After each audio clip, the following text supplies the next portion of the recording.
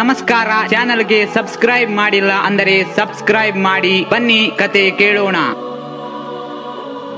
ಮಧ್ಯರಾತ್ರಿ 2 ಗಂಟೆ. ಚಂದ್ರನ ಬೆಳಕು ಸಹ ಕಾಣದಂತ ಆ ಕತ್ತಲ ರಾತ್ರಿ. ಭೀಕರವಾಗಿ ಬೀಸುತ್ತಿದ್ದ ಗಾಳಿ. ಅದೊಂದು ದೊಡ್ಡ ಹೈವೇ. ಸುತ್ತಮುತ್ತಲೂ ಯಾವುದೇ ವಾಹನಗಳ ಓಡಾಟವಿಲ್ಲ. ಸುತ್ತೆಲ್ಲ ತೀವ್ರ ನಿಶ್ಶಬ್ದತೆ. ಆ ವೇಳೆ ಒಂದು ಪಾಳು ಹಳ್ಳಿಯ ಹೊರವಲಯದಲ್ಲಿ ಒಂದೇ ಒಂದು ದೀಪ ಉರಿಯುತ್ತಿದ್ದು, ಉಳಿದೆಲ್ಲ ಕತ್ತಲೆ ತುಂಬಿತ್ತು. ಆ ಮನೆಯ ಒಳಗಿನಿಂದ ಯಾರೋ ಒಬ್ಬಳು ಮಹಿಳೆ ಓಡಿ ಬರುತ್ತಿದ್ದಳು. ರಕ್ತದಿಂದ ಆಕೆಯ ಮುಖ ಕೆಂಪಾಗಿದೆ. ಅವಳ ಕಣ್ಣಲ್ಲಿ ತೀವ್ರ ಭಯ, ನರಳಾಟ. ಏನೂ ಹೇಳಲು ಬಾಯಿ ತೆರೆದಳು, ಆದರೆ ಆಕೆಯ ಧ್ವನಿ ಯಾರಿಗೂ ಕೇಳಿಸುತ್ತಿರಲಿಲ್ಲ. ಭಯಭೀತಗೊಂಡು ಓಡಿ ಬರುತ್ತಿದ್ದ ಆಕೆ ಒಮ್ಮೆ ಅವಳ ಹಿಂದೆ ತಿರುಗಿ ನೋಡಿದಳು. ಮಬ್ಬಾದ ಕತ್ತಲಿನಿಂದ ಒಂದು ಅಸಹ್ಯ ಕತ್ತಲೆ ಮುಖ ಹೊರ ತೇಲಿ ಬರುತ್ತಿತ್ತು. ಹತ್ತಿರದ ಹೆದ್ದಾರಿಯಲ್ಲಿ ಒಂದು ದೊಡ್ಡ ಟ್ರಕ್ ವೇಗವಾಗಿ ಬರುತ್ತಿತ್ತು.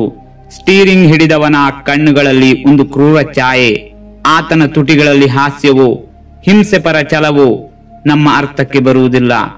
ಟ್ರಕ್ ಒಂದು ತಿರುವನ್ನು ಮುಗಿಸಿ ಮುಂದೆ ಹೋದ ಕ್ಷಣ ಓಡುತ್ತಿದ್ದ ಆಕೆ ಇದ್ದಕ್ಕಿದ್ದಂತೆ ರಸ್ತೆಗೆ ಬಿದ್ದಳು. ಟ್ರಕ್ ಬ್ರೇಕ್ ಹಾಕುವ ಮೊದಲೇ ಆಕೆ ಕೆಳಗಡೆ ಬಿದ್ದಿದ್ದಳು. ಒಂದು ಕ್ಷಣಕ್ಕೆ ನಿಶ್ಶಬ್ದತೆ. ಆದರೆ ಮುಂದಿನ ಕ್ಷಣ ಪಕ್ಕದಲ್ಲೇ ನಿಂತ ವ್ಯಕ್ತಿಯ ಶ್ವಾಸ ತಟ್ಟನೆ ನಿಂತಂತೆ ಅನಿಸಿತು. ಡ್ರೈವರ್ ಗಾಬರಿಯಾಗಿ ಕೆಳಗೆ ಇಳಿದು ನೋಡಿದ, ಆದರೆ ಅಲ್ಲಿ ಯಾರೂ ಇರಲಿಲ್ಲ. ನಾನು ಕನಸು ಕಾಣುತ್ತಿದ್ದೇನಾ? ಡ್ರೈವರ್ ಕಣ್ಣು ಅಗಲಿಸುತ್ತಾ ತನ್ನ ತಲೆ ತಟ್ಟಿದ.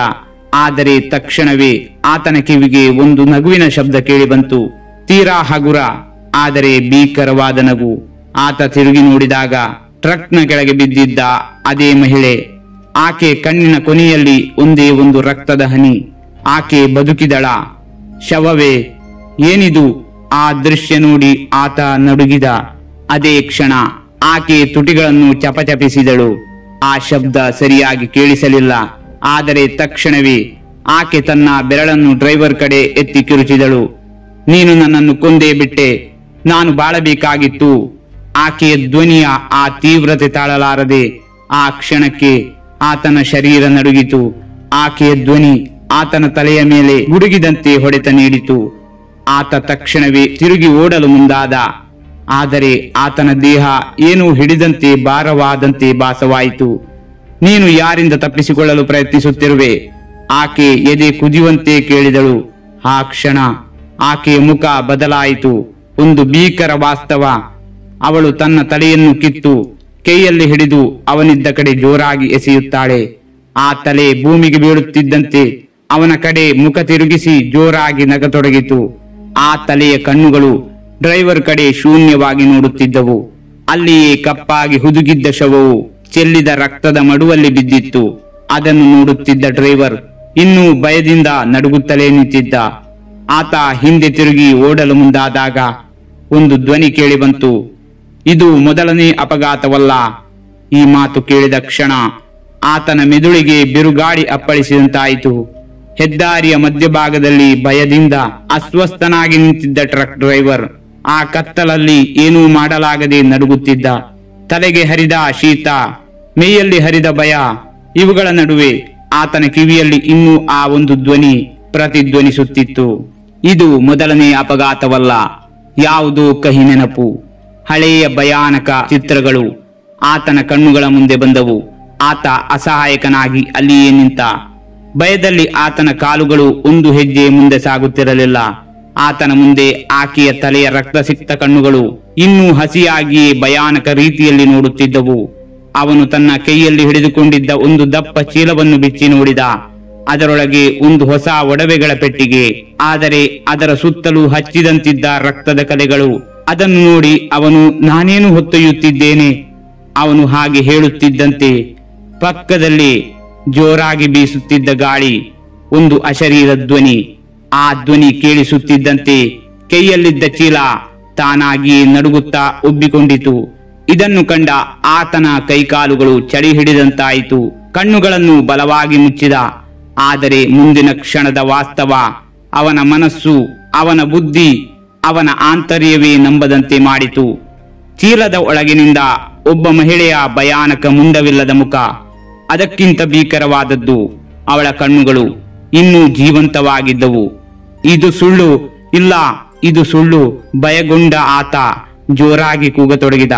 ಆ ಕ್ಷಣ ಭಯಾನಕ ನಗುವೊಂದು ಅವನಿಗೆ ಕೇಳಿಸಿತು. ಆ ಒಂದು ಧ್ವನಿ, ನಗುವಿನ ಕೂಗು. ಆ ಧ್ವನಿ ಕೇಳುತ್ತಿದ್ದಂತೆ ಹಳೆಯ ಆ ಘಟನೆ ನೆನಪಾಯಿತು. 10 ವರ್ಷಗಳ ಹಿಂದೆ ತಾನು ಮಾಡಿದ್ದ ಹಲವಾರು ಅಪಘಾತ. ಈ ಹೆದ್ದಾರಿಯಲ್ಲಿ ಅನೇಕ ಮಂದಿ ಪ್ರಾಣ ಕಳೆದುಕೊಂಡಿದ್ದರು. ಆ ಆತ್ಮಗಳೇ ಈಗ ನನ್ನನ್ನು ಕಾಡುತ್ತಿವೆ ಎಂದು ತಿಳಿದ ಅವನು ಆ ಕ್ಷಣ ಓಡಿ ಹೋಗಬೇಕೆಂದು ನಿರ್ಧರಿಸಿದ. ಆದರೆ ಇದ್ದಕ್ಕಿದ್ದಂತೆ ಆತ ಹಿಂದಕ್ಕೆ ತಿರುಗಿದಾಗ ಮುಂದೆ ಒಂದು ಭಯಾನಕ ಮುಖ, ಕಣ್ಣಲ್ಲಿ ನೀರು ತುಂಬಿಕೊಂಡಿರುವಂತೆ ಭೀಕರ ನಗುವಿನ ಛಾಯೆ ಅವನಿಗೆ ತಲೆ ತಗ್ಗಿಸುವಂತೆ ನಿಂತಿತ್ತು. ನೀನೇ ನನ್ನನ್ನು ಕೊಂದೆ. ಅವಳ ಆ ಗಂಭೀರ ಧ್ವನಿ ಅವನನ್ನು ನಡುಗುವಂತೆ ಮಾಡಿತು. ಆದರೆ ಈ ಬಾರಿ ಆ ಭಯಾನಕವಾದ ಧ್ವನಿಯನ್ನು ಕೇಳಿದ ಆತ ಆ ಪ್ರಶ್ನೆಗೆ ಉತ್ತರ ನೀಡಲಾಗದೆ ಅಲ್ಲಿಯೇ ನಿಂತ. ಅವಳ ಕಣ್ಣುಗಳು ಶೂನ್ಯವಾಗಿದ್ದವು, ಗಾಢ ಅಂಧಕಾರಗಳಿಂದ ಕೂಡಿದ್ದವು. ಅವಳ ತುಟಿಗಳು ಒಣಗಿದಂತೆ ಬಿಳಿಯಾಗಿದ್ದವು. ಆದರೆ ಅವಳ ಬಾಯಿಂದ ಬಂದ ಆ ಒಂದು ಮಾತು ಭಯವನ್ನು ನಡುಗಿಸುವಷ್ಟು ಭಯಾನಕವಾಗಿತ್ತು. ಆ ಕ್ಷಣ ಟ್ರಕ್ ಹಿಂಬದಿಯ ಹಳೆಯ ಕ್ಯಾಬಿನ್ ಕಿಟಕಿಯಿಂದ 10 ಜೋಡಿ ಕಣ್ಣುಗಳು ಅವನನ್ನು ನೋಡುತ್ತಿದ್ದವು. ಇದನ್ನು ನೋಡಿದ ಟ್ರಕ್ ಡ್ರೈವರ್ ಬೆಚ್ಚಿಬಿದ್ದ. ಅವನ ಸುತ್ತಲೂ 10 ಜೋಡಿ ಕಣ್ಣುಗಳು ಹೊಗೆಯಂತೆ ಕಾಣುತ್ತಿದ್ದವು. ಅವುಗಳ ಹಿಂದೆ ಕತ್ತಲೆಯ ಅಳಲು, ನಿಲ್ಲದ ಶೋಕ ಅವನ ದೇಹ ನಡುಗಿಸುತ್ತಿತ್ತು. ಈ ಬಾರಿ ಆತನ ಮನಸ್ಸು ಶಾಂತವಾಗಲಿಲ್ಲ. ಅವನ ಹಿಂದಿನ ಪಾಪಗಳು ಅವನಿಗೆ ಹೊಡೆತ ನೀಡುತ್ತಿದ್ದಂತೆ ಅನುಭವವಾಯಿತು. ಆ ಕ್ಷಣ ಇದ್ದಕ್ಕಿದ್ದಂತೆ ಒಂದು ಭಯಾನಕತೆ ತುಂಬಿದ ಧ್ವನಿ ಎಲ್ಲಿಂದಲೋ ಕೇಳಿಸಿತು. ನೀನು ಒಬ್ಬನೇ ಇರಲಿಲ್ಲ. ಆ ಮಾತು ಅವನ ಕಿವಿಯೊಳಗೆ ಅಪ್ಪಳಿಸುತ್ತಿದ್ದಂತೆ ಅವನ ಹೃದಯ ಒಂದು ಕ್ಷಣ ನಿಂತಂತಾಯಿತು. ಹೌದು, ನಾನೊಬ್ಬನೇ ಇರಲಿಲ್ಲ. ಆಗಲೇ ಅವನ ಹಿಂದಿನ ನೆನಪುಗಳು ಅವನ ಹೃದಯವನ್ನು ಹೊಡೆದು ಬಿಸಿ ಕೆಂಡದಂತೆ ಸುಡತೊಡಗಿದವು. 3 ವರ್ಷಗಳ ಹಿಂದೆ ಅವನು ತನ್ನ ಟ್ರಕ್ ಅನ್ನು ಇದೇ ಹೆದ್ದಾರಿಯಲ್ಲಿ ಓಡಿಸುತ್ತಿದ್ದ. ಆಗ ಅವನ ಜೊತೆಯಲ್ಲಿ ಇನ್ನೊಬ್ಬನು ಇದ್ದ.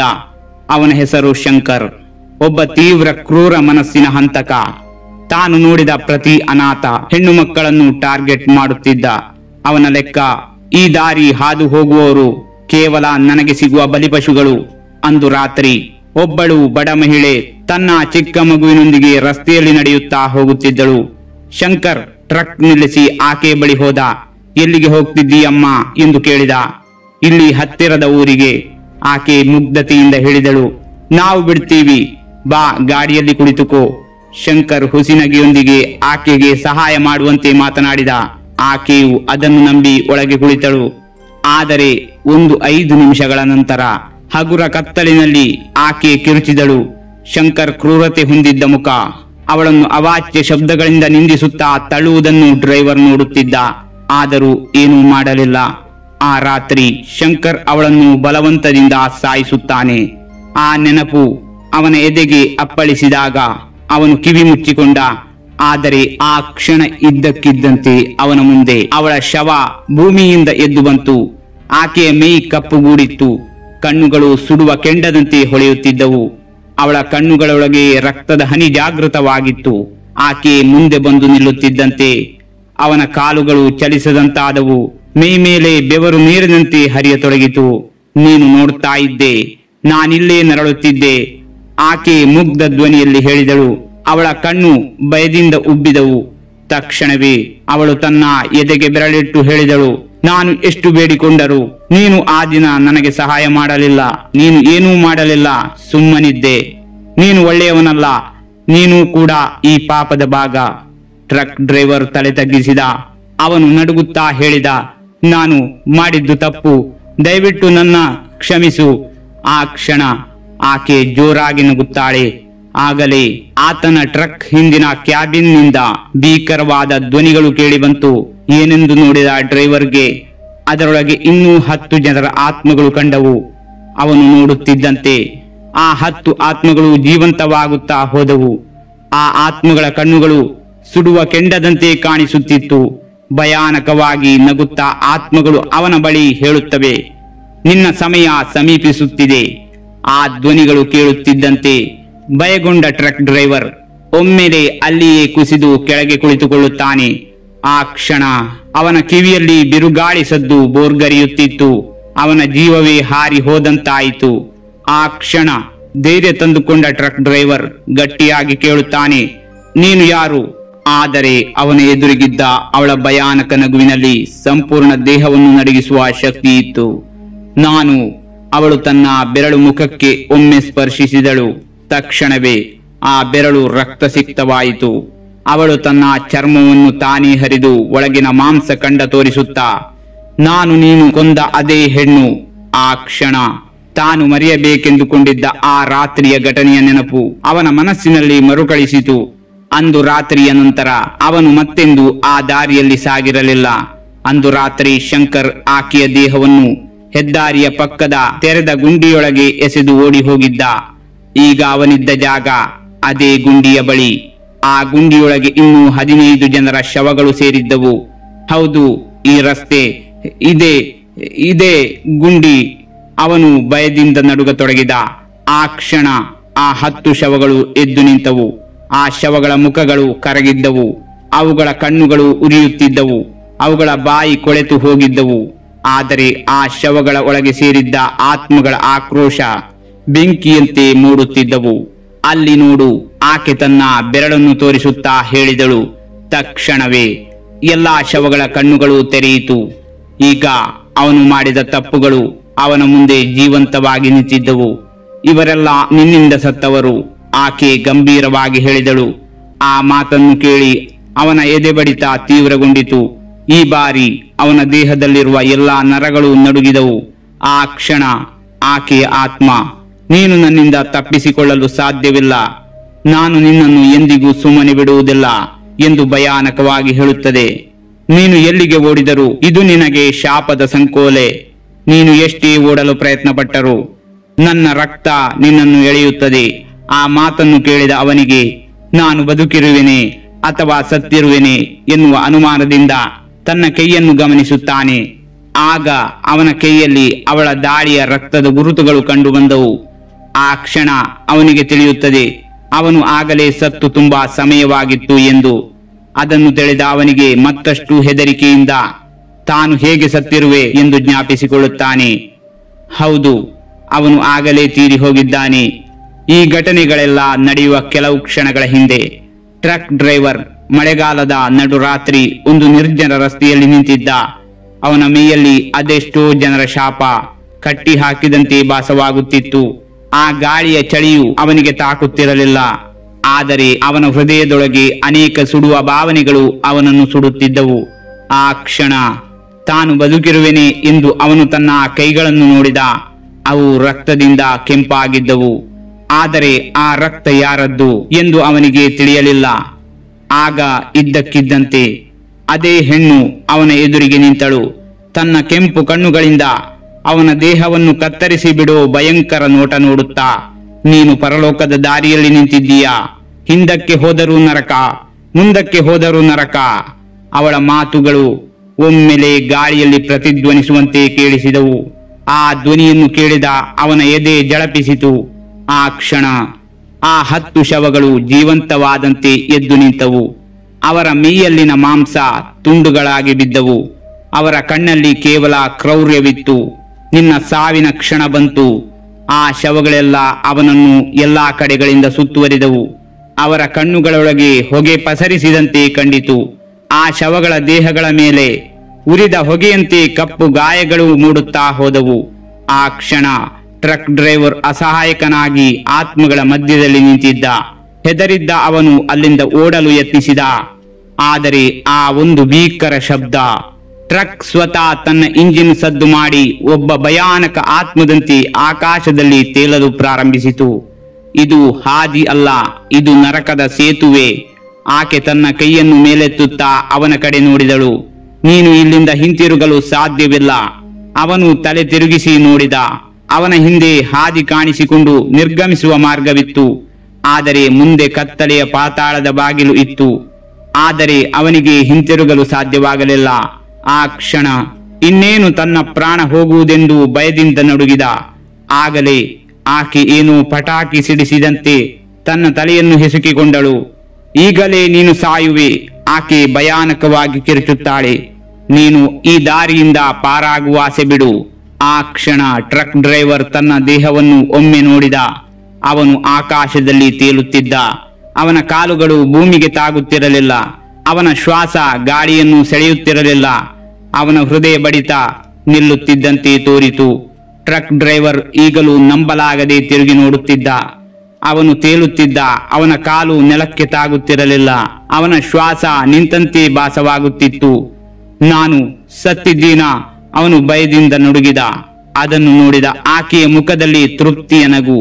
ಆ 10 ಶವಗಳು ಆತನನ್ನು ಸುತ್ತುವರಿದವು. ಅವುಗಳ ಕಣ್ಣುಗಳೊಳಗೆ ಪ್ರತಿ ಹಂತಕನ ಹತ್ಯೆಯು ನೆನಪಾಗಿ ಹೊಳೆಯುತ್ತಿದ್ದವು. ಈಗ ಹೇಳು, ನೀನು ಜೀವಂತವೋ ಸತ್ತಿರುವೆಯೋ? ನೀನೇ ನಿರ್ಧರಿಸು, ಆಕೆ ಹೇಳಿದಳು. ಅವನಿಗೆ ಏನೆಂದು ಅರ್ಥವಾಗದೆ ಚಡಪಡಿಸಿದ. ನಾನು ಬದುಕಬೇಕು. ಆಗಲೇ ಅವಳ ಶಾಂತ ನಗು ಭಯಾನಕವಾಗಿ ಮಾರ್ಪಟ್ಟಿತು. ನೀನು ಬದುಕು ಹಕ್ಕು ಕಳೆದುಕೊಂಡು ಬಹಳ ವರ್ಷಗಳಾಯಿತು. ನೀನು ನೋಡಿದ ಈ ಎಲ್ಲಾ ಶವಗಳು ನಿನ್ನ ಕೈಯಿಂದ ಪ್ರಾಣ ಬಿಟ್ಟವರು. ಅವನ ಎದೆ ತಕ್ಷಣವೇ ಭಾರವಾಯಿತು. ಆ ದೃಶ್ಯಗಳು ಅವನ ಕಣ್ಣ ಮುಂದೆ ಮತ್ತೆ ಜಾಗೃತವಾದವು. ಅವರ ಕೈಗಳಿಂದ ಬಿದ್ದ ರಕ್ತ, ಅವನ ಕಾಮದ ಬಲೆಗೆ ಸಿಕ್ಕಿ ಬಲಿಯಾದ ಹುಡುಗಿಯರ ಕಿರುಚಾಟ, ಅವನ ದುರಾಶೆಯಿಂದ ಜೀವ ಕಳೆದುಕೊಂಡ ತಾಯಂದಿರ ಅಳಲು. ಅವನ ಹೃದಯದಲ್ಲಿ ಭಾರ ಬಂದು ಅವನು ನೆಲಕ್ಕುರುಳಿದ. ನನ್ನನ್ನು ಕ್ಷಮಿಸು. ಆಗ ಆಕೆ ತೀವ್ರ ಗರ್ಜನೆಯಲ್ಲಿ ಹಾಸ್ಯದೊಂದಿಗೆ ಕೇಳಿದಳು, ನೀನೀಗ ಕ್ಷಮೆ ಕೇಳುತ್ತಿರುವೆ. ಸಾವನ್ನು ನೀಡುವ ಹಂತಕನಿಗೆ ಬದುಕುವ ಹಕ್ಕು ಇಲ್ಲ. ಆ ಕ್ಷಣ ಆಕಾಶದಲ್ಲಿ ಭಯಾನಕವಾದ ಕತ್ತಲು ಆವರಿಸಿಕೊಂಡಿತು. ಆಕೆ ತಲೆ ಮೇಲೆ ಕೈ ಇಡುತ್ತಿದ್ದಂತೆ ಹೆದ್ದಾರಿಯ ಮಾರ್ಗ ರಕ್ತದ ಹೊಳೆಯಾಗಿ ಹರಿಯಲು ಶುರುವಾಯಿತು. ಅವನ ಮುಂದೆ ಒಂದು ಬೃಹತ್ ಬಾಗಿಲು ತೆರೆಯಿತು. ಅದರಿಂದ 10 ಸಂಖ್ಯೆಯಲ್ಲಿ ಆತ್ಮಗಳು ಹೊರಬಂದವು. ಅವುಗಳ ಕಣ್ಣುಗಳು ಅವನ ದೇಹವನ್ನು ತುಂಡು ತುಂಡಾಗಿ ಕತ್ತರಿಸಿ ಅವನ ದೇಹಕ್ಕೆ ಮಾಂಸದ ರೂಪವನ್ನು ನೀಡಿ ಮೃಗ ಪಕ್ಷಿಗಳಿಗೆ ಆಹಾರವಾಗಿ ನೀಡಲು ಮುಂದಾದವು. ನೀನು ಇಲ್ಲಿಯೇ ಮಣ್ಣಾಗಬೇಕು, ಆಕೆ ಗಂಭೀರವಾಗಿ ಘೋಷಿಸಿದಳು. ಅವನ ಕಣ್ಣುಗಳಿಂದ ಭಯದಿಂದ ಕಣ್ಣೀರು ಹರಿಯತೊಡಗಿತು. ನಾನು ಎನ್ನುತ್ತಾ ಅವನು ತನ್ನ ದೇಹವನ್ನು ನೋಡಿದ. ಈಗ ಅವನು ದೇಹವಿಲ್ಲದ ಆತ್ಮವಾಗಿದ್ದ. ಅವನು ಈಗ ದೇಹವಿಲ್ಲದ ಆತ್ಮ. ಆ ಬೃಹತ್ ಬಾಗಿಲೊಳಗೆ ಅವನನ್ನು ಎಸೆದಾಗ ಅವನು ಭಯದಿಂದ ಕಿರುಚಿದ, ನಾನು ಬದುಕಬೇಕು. ಆಗಲೇ ಆ ಶವಭರಿತ ಆತ್ಮಗಳು ಹಿಂತಿರುಗಿ ನೋಡಿದವು. ಅವುಗಳ ಕಣ್ಣುಗಳೊಳಗೆ ಆಕ್ರೋಶ, ಆಕ್ರಂದನ, ನೋವು ತುಂಬಿತ್ತು. ಆ ಕ್ಷಣ ಒಂದು ಹೆಣ್ಣು ಮಗುವಿನ ಆತ್ಮ ಅವನತ್ತ ಬಂದು ಕೇಳಿತು, ನೀನು ನಮ್ಮನ್ನು ಕೊಂದಾಗ ನಮಗೆ ಜೀವ ಉಳಿಸಿಕೊಳ್ಳುವ ಹಂಬಲವಿತ್ತು. ಆದರೆ ನೀನು ಅದಕ್ಕೆ ಅವಕಾಶ ನೀಡಲಿಲ್ಲ. ಈಗ ನೋಡು, ನಿನಗೆ ನಿನ್ನ ಪ್ರಾಣ ಉಳಿಸಿಕೊಳ್ಳುವ ಶಕ್ತಿ ಇಲ್ಲ. ಆ ಮಗುವಿನ ಆತ್ಮ ಹಾಗೆ ಹೇಳುತ್ತಿದ್ದಂತೆ ಆ ಸಾವಿರಾರು ಶವಗಳು ಅವನ ಮೇಲೆ ಬೀಳುತ್ತಿದ್ದಂತೆ ಅವನಿಗೆ ಭಾಸವಾಯಿತು. ಅವನ ದೇಹ ಒಡೆದು ಹೋಗಲು ಪ್ರಾರಂಭಿಸಿತು. ಅವನ ಮೂಳೆಗಳೊಳಗೆ ಬೆಂಕಿ ಹತ್ತಿದಂತೆ ಭಾಸವಾಯಿತು. ಈಗ ಅವನು ಪಾತಾಳದ ಪಾಲಾಗಿದ್ದ. ಆ ಕ್ಷಣ ಆಕೆ ಅವನತ್ತ ನೋಡುತ್ತಾ ಜೋರಾಗಿ ನಕ್ಕಳು. ಇದು ಮುಕ್ತಿಯ ಹಾದಿಯಲ್ಲ, ಇದು ನರಕದ ಹಾದಿ. ಆ ಹೆದ್ದಾರಿಯ ಪ್ರೇತಾತ್ಮಗಳ ಆಕ್ರೋಶ ಇನ್ನೂ ಮುಕ್ತವಾಗಿಲ್ಲ. ಆಗಲೇ ಪಕ್ಕದಿಂದ ಮತ್ತೊಂದು ಟ್ರಕ್ ಹಾದು ಹೋಯಿತು. ಅದರಲ್ಲಿ ಕೂತಿದ್ದವನು ಪ್ರೇತಾತ್ಮಗಳ ಹೊಸ ಬಲಿ. ಈ ಶಾಪ ಇನ್ನೂ ಮುಗಿದಿಲ್ಲ.